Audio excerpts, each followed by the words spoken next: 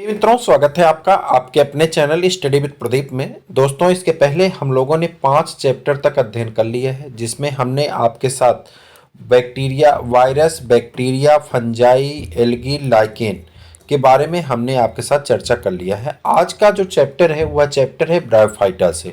इसके बाद pteridophyta, gymnosperm, angiosperm. इसको करने के तुरंत बाद हम लोग आ जाएंगे एंजियोस्पर्म के मार्फोलॉजिकल कैरेक्टर यानी एनाटॉमी में, उसके बाद फिजियोलॉजी में, और फिजियोलॉजी के बाद जेनेटिक्स का एक पोर्शन बचेगा और जेनेटिक्स बाद इकोलॉजी का एक पोर्शन बचेगा।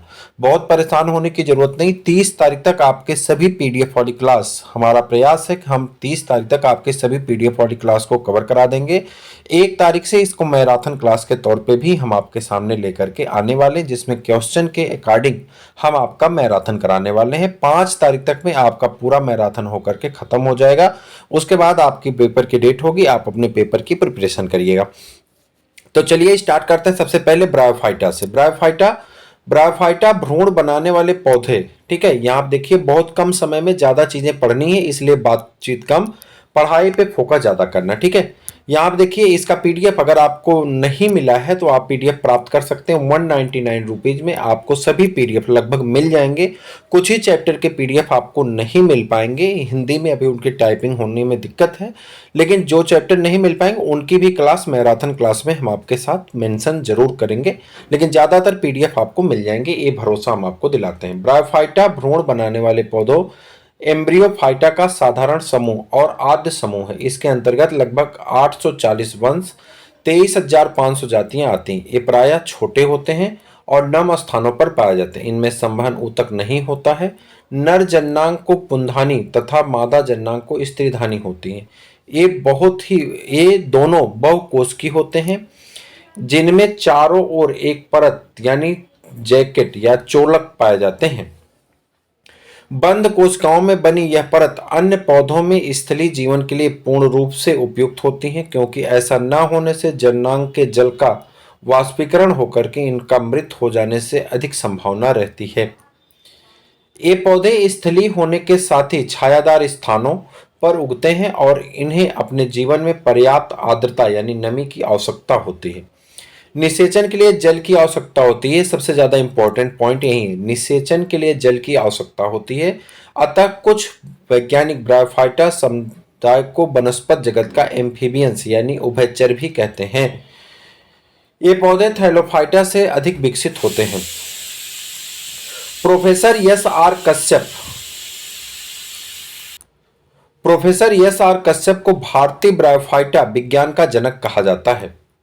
ब्रायोफाइटा के प्रमुख लक्षण, कौन कौन से लक्षण हो सकते हैं यहाँ पे दिया गया। जनरल कैरेक्टरिस्टिक फीचर कह रहा है ये प्रायः नम स्थानों पर पाए जाते हैं। इनकी कुछ जातियां जली होती हैं। ये मुख्य रूप से कुछ जातियां जली होती हैं, सभी नहीं जली होते हैं। ठीक है, ज्यादातर स्थलीय होते हैं। मुख्य पौधा युग्मकोद्भिद, ये सबसे इंपॉर्टेंट पॉइंट है, गैमेटोफाइटिक स्टेज में होता है। पादप शरीर प्रायः थैलसाभ अर्थात जड़, तना और पत्ते में विभेदित नहीं होता, परंतु मॉस में पादप, जो मॉस है उसमें पादप शरीर जड़, तना व मूलाभास में विभेदित होते हैं। सभी पौधों में मूलाभास अर्थात बाह्य त्वची कोशिकाओं में रोम के समान अतिवृद्धियां उपस्थित होती हैं। ये पौधे को स्थिर रखने के अतिरिक्त भूमि से कुछ जल और खनिज का भी अवशोषित करती हैं यानी अवशोषित करते हैं। वास्तविक संवहन ऊतक अनुपस्थित होता है यानी जाइलम और फ्लोएम नहीं पाए जाते हैं। अधिकांश पानी का अवशोषण सीधे सतह से ही होता है।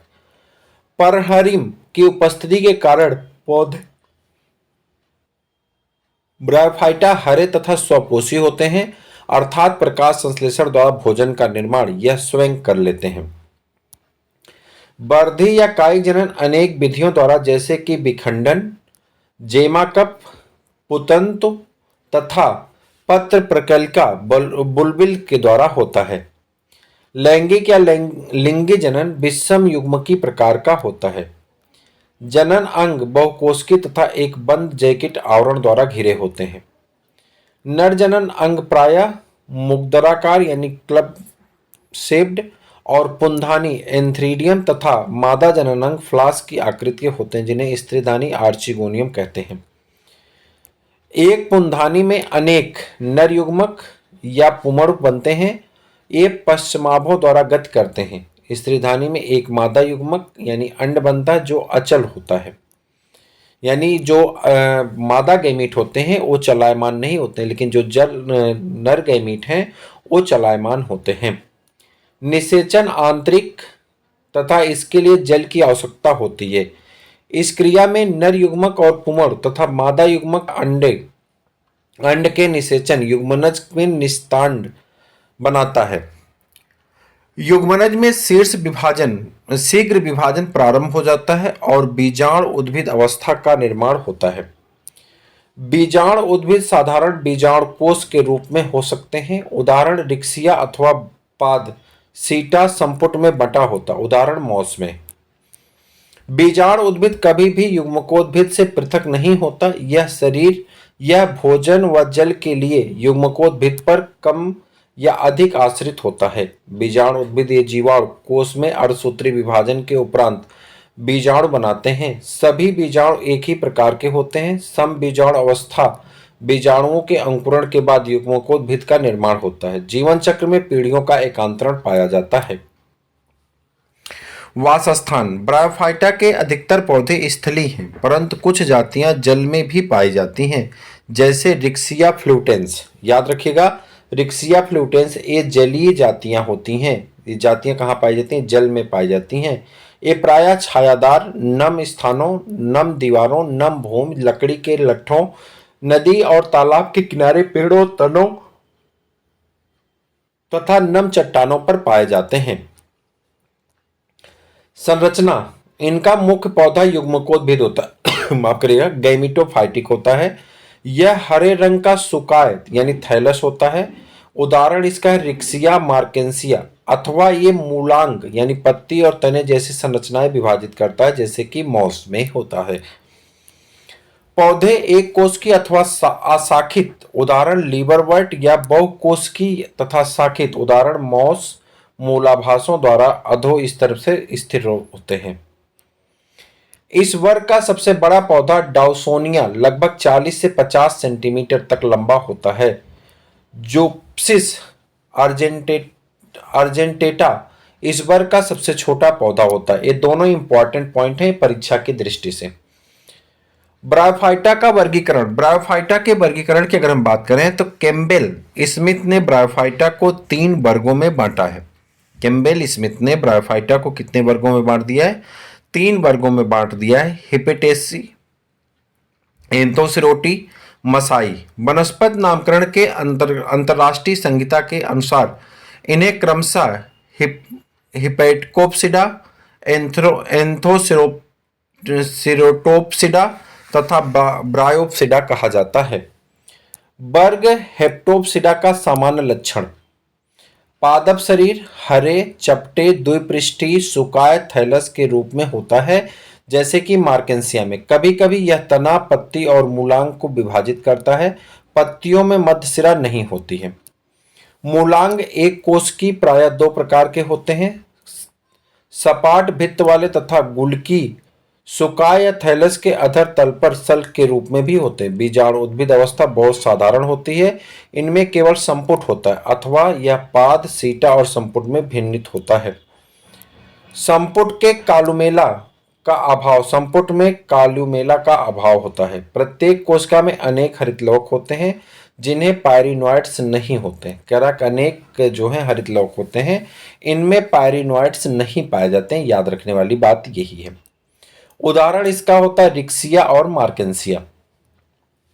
एंथोसिरोटोप्सिडा के अंतर्गत आने वाले जो वर्ग हैं, इनमें देखते हैं। इस वर्ग के पौधे को हार्डवर्ड्स कहते हैं। पादप शरीर हरे, चपटे, द्विपृष्ठीय, सुकाय थैलस के रूप में होते हैं। मूलांग एक कोशिकी तथा सपाट भित्त वाले होते हैं। सल्क अनुपस्थित होते हैं। बीजाणु उद्भिद अवस्था में एक पाद होता है तथा लंबा व बेलनाकार संपुट होता है। संपुट बाहर की ओर श्रृंग के रूप में निकला होता है। इसी कारण इस पौधे को हार्डवर्ड्स भी कहते हैं। संपुट के आधार पर अंतर्पृष्ठ विभजोतक होने से इनकी वृद्धि असीमित होती है। संपुट में कालुमेला उपस्थित होता है। संपुट में कालुमेला उपस्थित होता है। प्रत्येक कोशिका में प्रायः 1 या कभी 2 हरितलवक होते हैं। जिनके मध्य में एक स्पष्ट संयुक्त पैरिनोइड्स होता है, उदाहरण एंथोसिरोस और नाटोथाइलस। वर्ग ब्रायोप्सिडा के सामान्य लक्षण। इस वर्ग के पौधों को मॉस कहते हैं। युग्मकोद्भिद दो अवस्थाओं से भिन्नित होता है, पुतंतु अवस्था और युग्मकधर अवस्था। यह प्रारंभिक हरी तंतुमय रचना है जो जीवाणुओं के अंकुरण से बनती है। युग्मकधर या तना पत्ती जैसी रचनाओं का मूलांग से विभाजित रहता है। मूलांग बहुकोशिकीय तथा शाखित होते हैं। इनमें तिरछे पट होते हैं। बीजाणु उद्भिद अवस्था 3 भागों में बटी होती है, पाद, सीटा और संपुट। कह रहा है कि इसमें जो बीजाणु उद्भिद की अवस्था होती है, इसमें पाद होता है, सीटा होता है और संपुट होता है। संपुट समय तक होती है।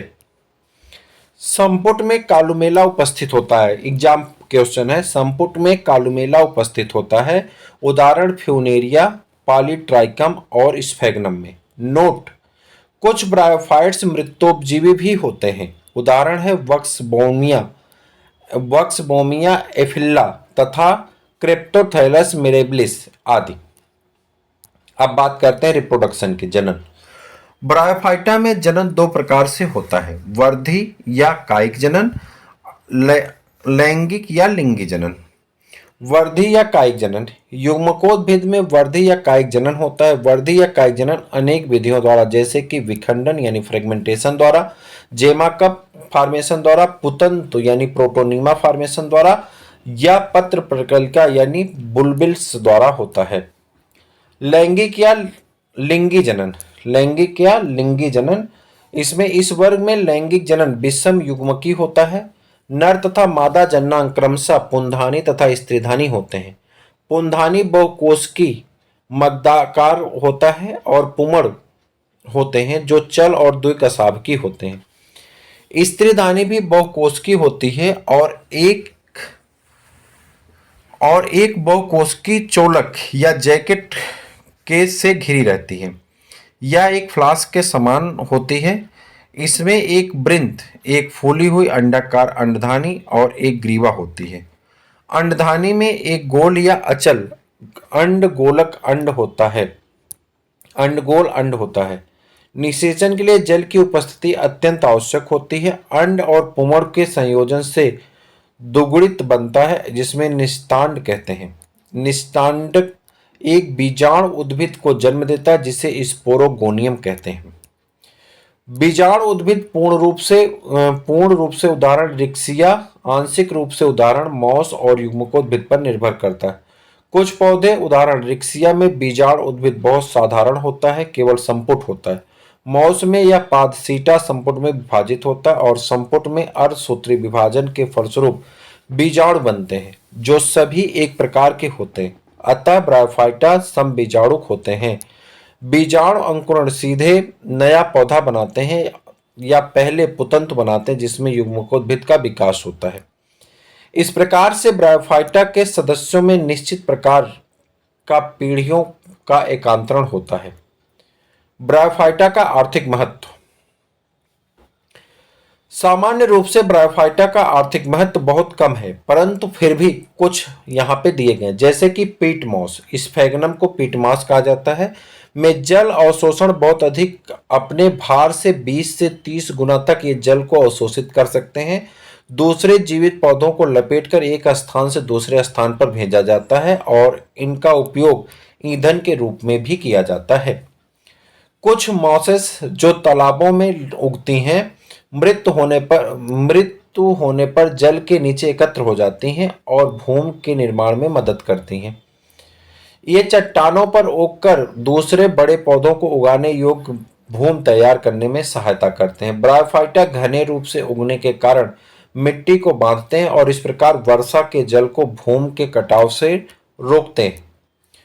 कुछ ब्रायोफाइटा शाकाहारी स्तनियों द्वारा खाने के रूप में उपयोग किए जाते हैं। कुछ ब्रायोफाइटा, उदाहरण स्फेगनम, जंतुओं के नीचे बिछाने के काम आते हैं।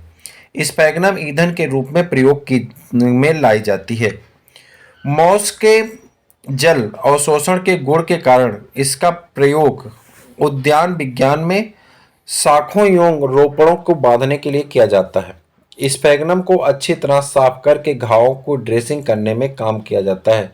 कुछ ब्रायोफाइटा अपने उगने वाले स्थानों यानी भूमि में रासायनिक प्रवृत्ति ज्ञान करने के सूचक की भांति कार्य करते हैं, जैसे लुब्री, ल्यूकोब्रियम, ग्लाउकम, पॉलीट्राइकम, रैकोमिट्रियम अम्लीयता का सूचक होता है यानी एसिड के सूचक के लिए कार्य करते हैं। ड्रिप्टोडोन एट्रेटस या मेरेसिया कॉपर तत्व की अधिकता के बारे में स्थानों को बताते हैं। नार्डिया स्क्लेरेसिस आयरन सल्फाइड की अधिकता वाले स्थानों पर पाए जाते हैं।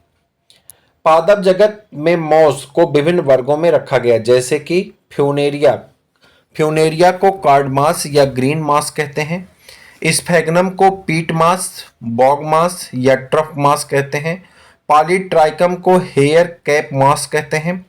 वहीं पे एड्रिया को ग्रेंटिया मास कहते हैं और पोगोनेटम को मेडन हेयर मास कहा जाता है। ये सभी ब्रायोफाइटा हैं और इन्हें ट्रू मास के नाम से भी जाना जाता है। उसके बाद है ग्रेमिया को बैक मास कहते हैं। सिलेजनेला को स्पाइक मास कहते हैं। लाइकोपोडियम को क्लब मास कहते हैं और सिलेजनेला रुपेस्ट्रिस को बर्ड्स नेस्ट मास कहते हैं, जो कि टेरिडोफाइटा के पौधे हैं और ये फॉल्स मास के रूप में जाने जाते हैं। उसके बाद सेंट्रेरिया आइसलैंडिका को आइलैंड मास कहते हैं। क्लेडोनिया रेंजीफेरेना को रेंडियर मास कहते हैं। एवर्निया प्रोनेस्ट्री को ओक मास कहते हैं। लाइकेन है, इन्हें भी फॉल्स मास के रूप में रखा गया है। और उसके बाद कॉन्ड्रस क्रिस्पस को आयरिस मास कहते हैं, जो कि एक प्रकार का एल्गी होता है। ये आपके अभी तक जो आपने पढ़ा ये चैप्टर है और ये चैप्टर के इंपॉर्टेंट सभी फैक्टर्स जो आपकी परीक्षा की दृष्टि से महत्वपूर्ण हो सकते थे ऊपर दे दिए गए। नीचे दिया गया है एग्जाम पॉइंट्स जो आपकी परीक्षाओं में बार बार पूछे गए प्रश्न हैं। रिक्सिया फ्लूटेंस, अब मैं बहुत तेजी के साथ इसको कराऊंगा, देखिएगा। रिक्सिया फ्लूटेंस एक जलीय ब्रायोफाइटा होता है। अभी ऊपर मैंने इसके बारे में चर्चा किया था। यह तालाबों झीलों में तैरती हुई पाई जाती है। प्रोफेसर शिवराम कश्यप को भारतीय बायोलॉजी का पिता कहा जाता है। इनका जन्म 6 नवंबर 1882 को झेलम पंजाब में एक सैनिक परिवार में हुआ था। पारिभाषिक शब्द ब्रायोफाइटा का परिवर्तन सर्वप्रथम ब्रांड महोदय ने किया था। ब्रांड महोदय द्वारा एकेटिलिडनी कहा गया। ये शैवाल, कवक, लाइकेन और मांस सम्मिलित होते हैं। सिम्पसन ने ब्रायोफाइटा को पादप जगत के एक प्रभाग के रूप में रखा था। परिमुख दांत मोसेस में पाए जाते हैं। देखिए एक टॉपिक में आपके नहीं था लेकिन यहाँ देखिए दिया गया, परिमुख दांत मोसेस में पाए जाते हैं। ये बीजाणु विसर्जन में सहायता करते हैं। फ्यूनेरिया में परिमुख दांत आर्थोडोंट प्रकार का होता है। फ्यूनेरिया के संपुटिका में प्रमुख दांत की संख्या 32 होती है। 16-16 दो कतारों में पाए जाते हैं।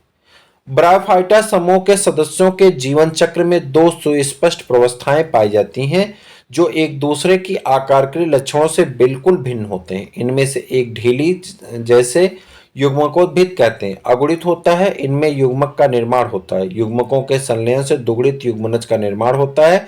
इनकी दूसरी पीढ़ी अर्थात बीजाणुभिद पीढ़ी कहलाती है। इसे ब्रायोफाइट अल्टरनेशन ऑफ जनरेशन के रूप में भी प्रदर्शित करते हैं।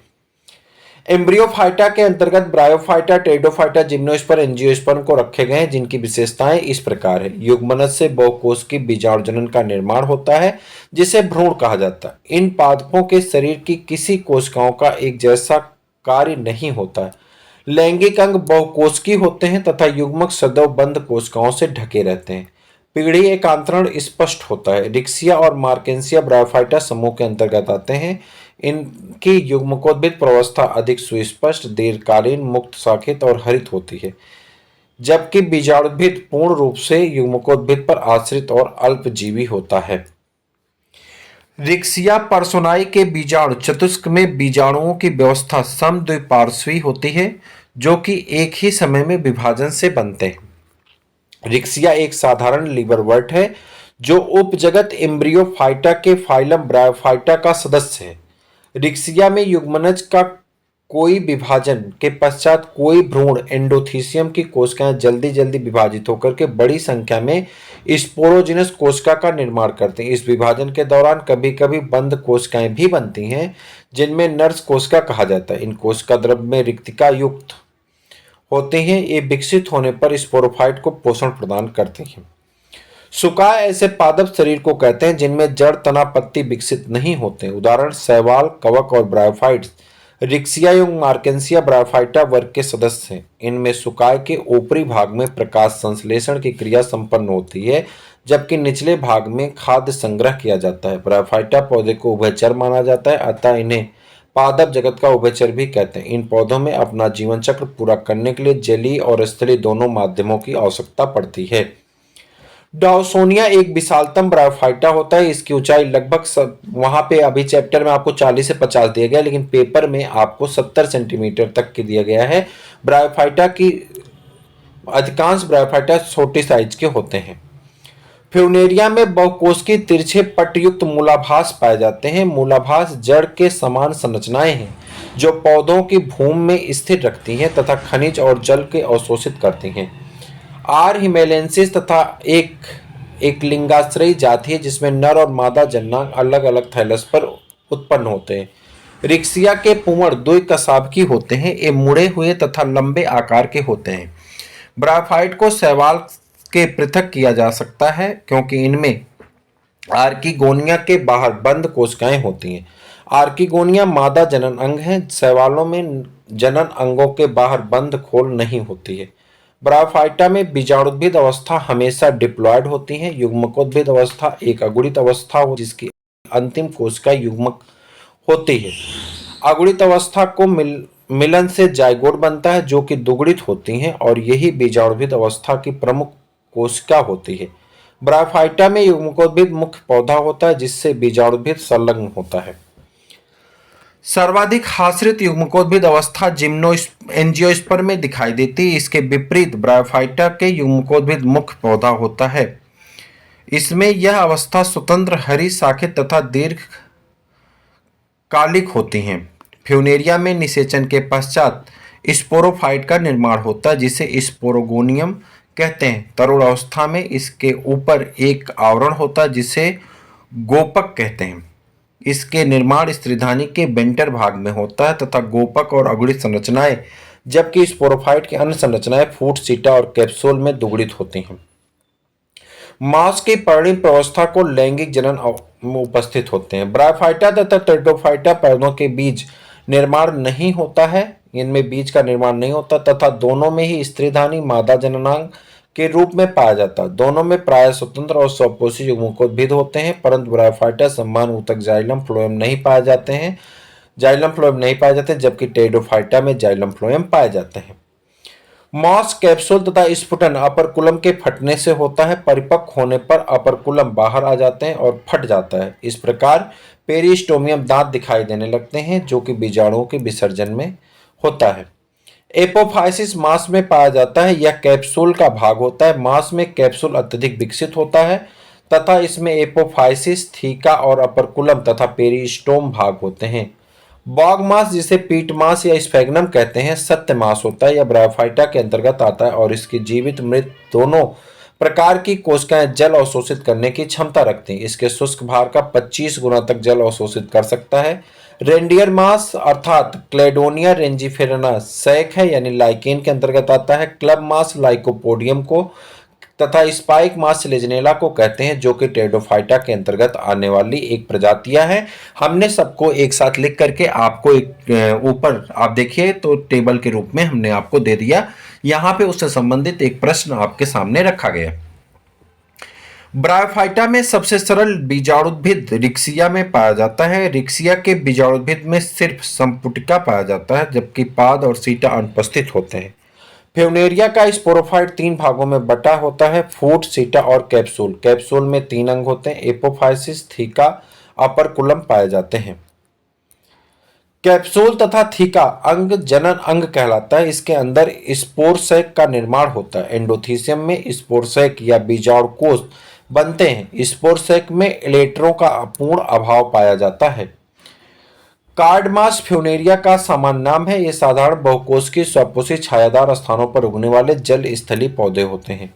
फ्यूनेरिया के तने के आधार से बहुत पतले तंतु निकलकर भूमि में प्रवेश करते हैं, जिन्हें मूलाभ कहते हैं। ये शाखित और बहुकोषीय होते हैं। इनका कार्य जड़ के समान होता है। पायरिनोइड सहित क्लोरोप्लास्ट एंथोसिरास थैलस की कोशिकाओं की विशिष्टता पायरिनोइड में स्टार्च का संग्रह होता है।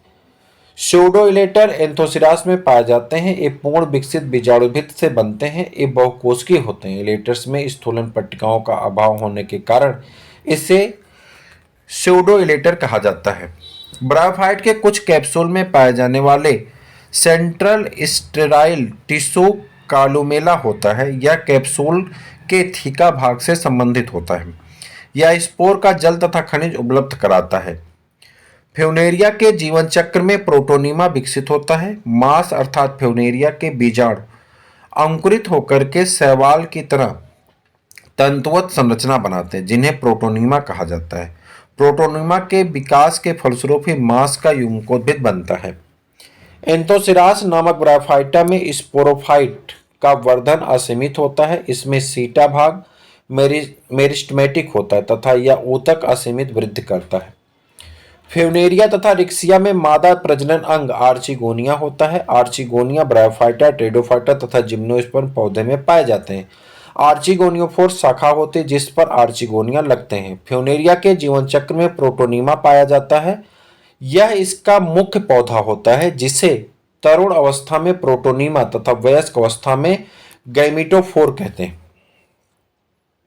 रिटार्ड कोशिकाएं स्फैग्नम में पाई जाती हैं। मध्यकालीन रासायनिक बोतल सदृश संरचनाएं होने के कारण इन्हें रिटार्ड कहा जाता है। ये कोशिकाएं स्फैग्नम की बहुत सी जातियों में बलकुट स्तर में पाई जाती हैं, परंतु चारों तरफ के बलकुट कोशिकाओं से ज्यादा बड़ी हुई होती हैं।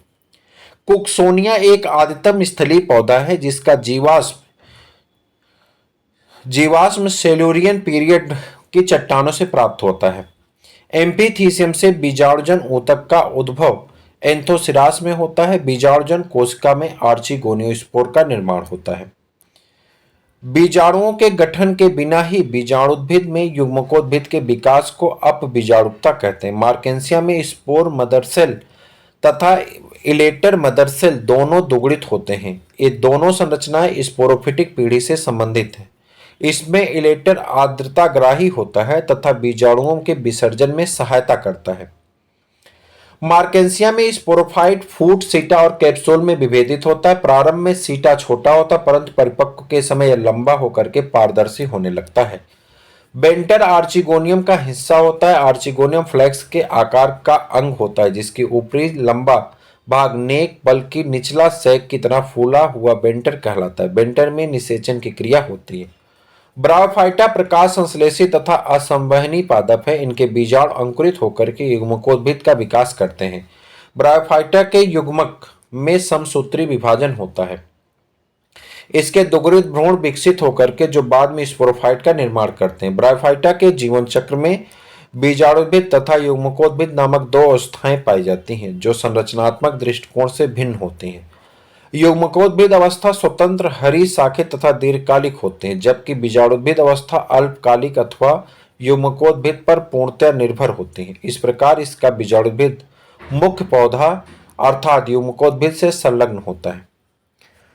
कप सदृश जेमा कप मार्केंसिया के पौधे अर्थात युग्मकोद्भिद पर बिखरे होते हैं। जेमा कप में अगुणित ऊतक के छोटे डिस्क उपस्थित होते हैं, जिसे जेमी कहते हैं। जेमा अलैंगिक जनन वर्धी प्रजनन में सहायक संरचनाएं हैं जो नए पौधों को जन्म देते हैं। ये प्रत्यक्ष रूप से नए युग्मकोद्भिद को जन्म देते हैं। पेलिया में इलेक्ट्रोफोरा आधारी होते हैं। फ्यूनेरिया में बीजाणुद्भिद के प्रच्छद, ढक्कन, पेरिस्टोमी, दंत और बलय की उपस्थिति मुख्य लक्षण है। फ्यूनेरिया वास्तविक मांस होता है जिसका स्पोरोफाइट अत्यधिक विकसित होता है। एंथोसिरास में युग्मकोद्भिद के अंतरकोश की श्लेष्मी गुहाओं में नील हरित शैवाल पाए जाते हैं, जैसे कि नास्टाक। इस शैवाल यहाँ पर नाइट्रोजन स्थिरीकरण का कार्य करते हैं। मांस और फर में बहुकोशिकीय भ्रूण विकास स्त्रीधानी में होता है। मादा युग्मकोद्भिद अर्थात मादा जननांग को स्त्रीधानी कहते हैं। ब्रायोफाइटा, टेरिडोफाइटा और जिम्नोस्पर्म की उपस्थिति में समान लक्षण प्रदर्शित होते हैं। तो ये था आपका एक महत्वपूर्ण चैप्टर ब्रायोफाइटा। 2 प्रश्न यहां से पूछे जाने हैं आपके एग्जाम में, तो ये आपके लिए महत्वपूर्ण होगा। आप 30 मिनट के अंदर इसका रिवीजन कर सकते हैं, पीडीएफ आप प्राप्त करके इसे पढ़ सकते हैं। तो उम्मीद है कि ये वीडियो आपको पसंद आएगा। अपने मित्रों को भी शेयर करिए। फिर मिलते हैं किसी और वीडियो में, तब तक के लिए इजाजत दीजिए। जय हिंद।